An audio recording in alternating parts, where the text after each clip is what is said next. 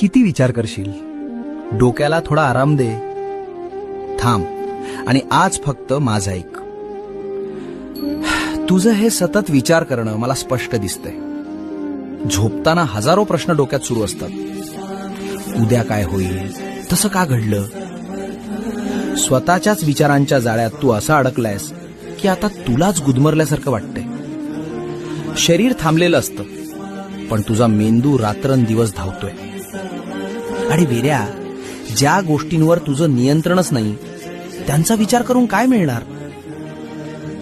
उद्याची काळजी करत बसलास तर आजचा आनंद कसा घेशील. भविष्याची चिंता आणि भूतकाळाचा त्रास, हे सगळं आता इथेच माझ्या झोळीत टाकून दे. तू फक्त प्रामाणिक कर्म कर, बाकी सगळं मी सांभाळतो.